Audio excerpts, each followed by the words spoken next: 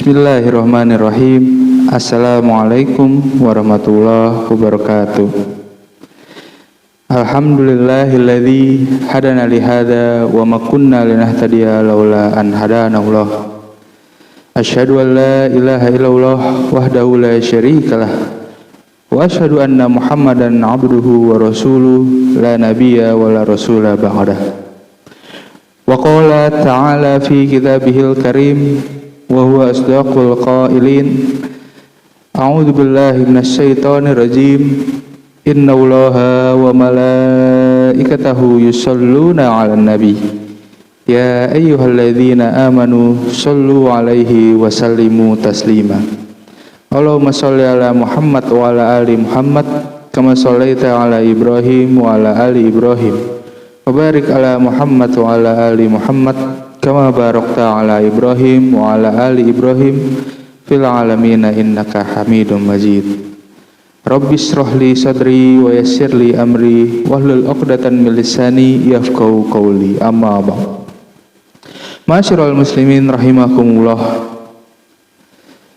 Di bulan yang penuh dengan kemuliaan ini, marilah kita sama-sama mengucapkan puja dan puji syukur kehadirat Allah Subhanahu wa taala yang telah memberikan kita nikmat iman, nikmat Islam, nikmat sihat, sehingga kita sama-sama bisa berjumpa dan menunaikan ibadah puasa di bulan yang penuh dengan kemuliaan ini. Selawat bermahkotkan salam, marilah senantiasa kita haturkan kepada Nabi junjungan kita. Dialah guru kita, ustadz kita, kiai kita yang telah memperkenalkan kita kepada agama yang hak dan membawa kita dari zaman yang gelap gulita ke zaman yang terang benderang. Ma'asyiral muslimin rahimakumullah. Ada salah satu kebiasaan yang selalu dilakukan oleh Rasulullah SAW. Yang uniknya, kebiasaan tersebut bukan hanya dilakukan oleh beliau, tapi juga dilakukan oleh nabi-nabi pendahulu beliau. Di antaranya yaitu Nabiullah Ibrahim alaihissalam, di mana ketika mereka menunaikan perintahnya atau menunaikan sebuah ibadah, mereka senantiasa berdoa kepada Allah agar amalan mereka diterima oleh Allah Subhanahu wa taala. Hal tersebut diabadikan dalam Al-Qur'an ketika Nabiullah Ibrahim alaihissalam mendapatkan perintah untuk membangun kembali Baitullah, di mana ketika beliau menyelesaikan perintah tersebut, beliau seraya berdoa kepada Allah, Rabbana taqabbal minna innaka antas sami'ul alim. Begitu juga dengan Rasulullah sallallahu alaihi wasallam. Dalam salah satu hadisnya yang sahih, beliau senantiasa berdoa, Allahumma inni as'aluka ilman nafi'an wa rizqan thayyiban wa amalan mutaqabbalan. Ya Allah, sesungguhnya aku memohon kepadamu ilmu yang bermanfaat dan rizki yang baik dan ibadah yang diterima. Ma'asyiral muslimin rahimakumullah. Mari kita renungkan sejenak. Jikalau seorang nabi dan seorang rasul yang memiliki kedudukan yang tinggi di sisi Allah, yang dosa-dosanya diampuni baik yang sekarang, yang sebelumnya dan yang akan datang, yang kemudian dijanjikan oleh Allah ditempatkan di surganya yang paling mulia. Namun ketika mereka melakukan ibadah atau melakukan sebuah perintah, mereka masih sempat untuk berdoa kepada Allah agar ibadah tersebut diterima oleh Allah. Lantas di manakah posisi kita? Kita yang bukan nabi dan bukan rasul, kita yang imannya pun masih naik turun, seyakin apa amal ibadah kita diterima oleh Allah? Bukankah banyak dari orang-orang yang sholat tapi juga masih merugi? Fawailul lil musallin alladzina hum an sholatihim sahun. Bukankah juga ada orang-orang yang berpuasa namun ia tidak mendapatkan apa-apa kecuali lapar dan haus? Dan juga bukankah banyak orang-orang yang bersedekah namun pahalanya habis karena sedekahnya tersebut diikuti dengan perkataan-perkataan yang buruk. Oleh karena itu, pada kesempatan yang mulia ini, marilah kita sama-sama memohon kepada Allah agar Allah menerima seluruh amal ibadah kita, seluruh puasa kita, sholat kita, tadarus kita di bulan yang mulia ini, agar diterima oleh Allah dan juga dilipat gandakan pahalanya oleh Allah Subhanahu wa taala. Amin ya rabbal alamin. Ma'asyiral muslimin rahimakumullah. Pada kesempatan yang mulia ini, izinkan saya membawakan sebuah kisah dari salah satu sahabat Nabi Muhammad SAW yang mulia, yang merupakan suri tauladan terbaik bagi umat Islam setelah Nabi dan Rasul, yang bernama Sauban. Ma'asyiral muslimin rahimakumullah. Sauban merupakan salah satu sahabat Nabi yang paling mencintai Nabi Muhammad SAW.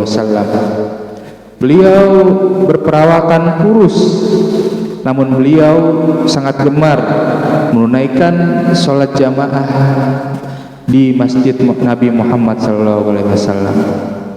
Hingga pada suatu ketika Rasulullah SAW bertanya kepada Sauban, "Wahai Sauban, kenapa engkau begitu kurus?"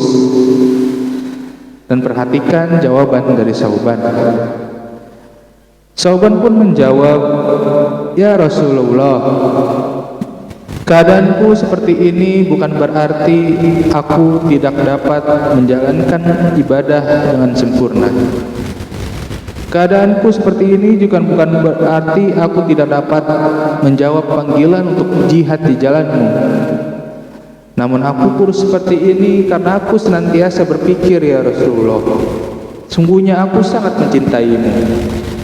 Ketika di dunia aku dapat bertemu denganmu ketika menunaikan salat berjamaah di masjid. Namun bagaimana dengan di akhirat? Engkau yang merupakan seorang nabi dan rasul tentunya akan ditempatkan di surga Allah yang paling tinggi, yaitu surga Al-Firdaus. Sedangkan aku bukanlah siapa-siapa, ya Rasulullah. Di manakah Allah akan menempatkan aku? Jikalau Allah berkehendak untuk menempatkanku di surganya yang terendah, tentu aku tidak dapat bertemu denganmu lagi.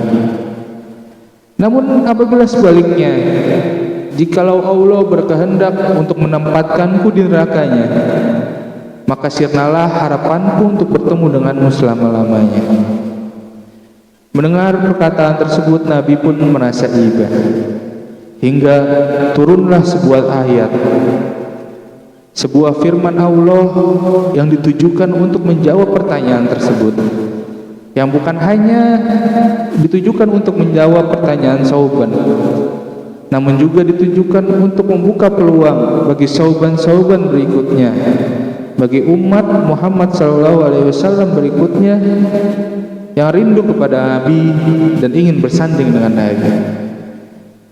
Dalam surat An-Nisa ayat 69 Allah berfirman, "Wa may yuti'illaha war rasula fa ulaika ma'al ladzina an'ama Allahu minan nabiyyina was-siddiqina wasyuhada'i was-solihin wa hasuna ulaika rafiqa." Dan barang siapa yang menaati Allah dan Rasulnya, maka ia akan ditempatkan bersama dengan orang-orang yang diberikan kenikmatan oleh Allah dari kalangan para nabi, para orang-orang yang jujur, para syuhada, dan para orang-orang soleh. Masya Allah.